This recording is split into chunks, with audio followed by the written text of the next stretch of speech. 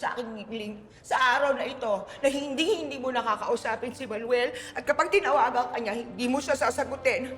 Tapusin mo ang ugnayan sa kanya. Friendship over. Grabe. Traidor yan si Manuel eh. Uuwi-uwi siya dito sa Pilipinas para lukuhin lang niya yung pamilya niya, para saktan niya ulit. Sabi niya, paanal-anal pa siya ng kasal kay Hazel para bumalik kay Felma. Pero ano ginawa niya? Traidor siya, paasa siya! Galit na galit ako kay Manuel! Galit na galit ako!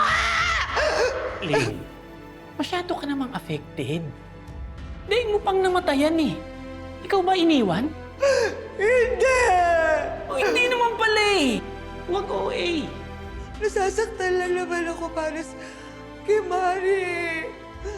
Nasinaktan ang kumpare mo! Shh, Ling. Tahan na. Naiintindihan ko yung nararamdaman mo. Pero kasi, Ling, pang best actress yung acting mo eh. Bida-bida eh. Baba mo ng konti. Yung pang best supporting actress lang.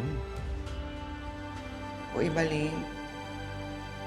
Tanong natin sila.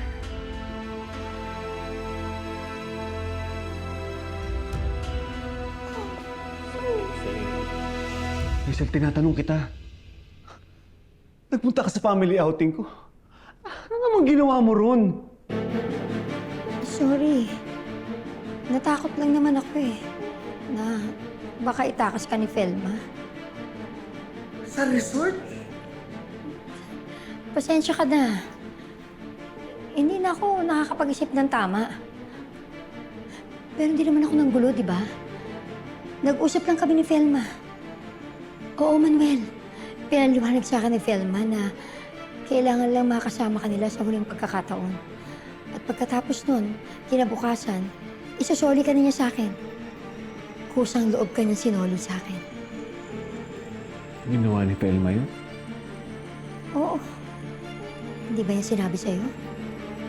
Ang sabi pa nga niya, iyong-iyo na si Manuel.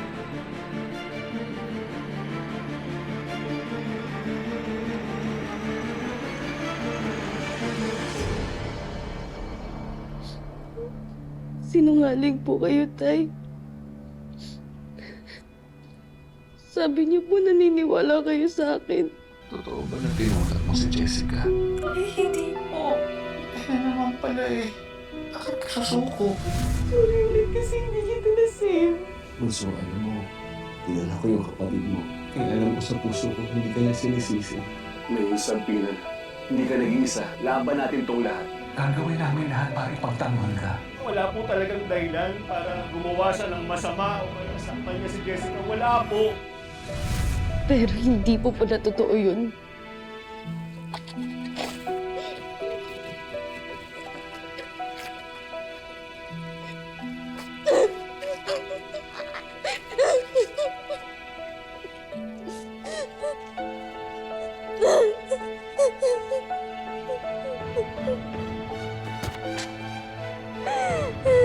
Thank you.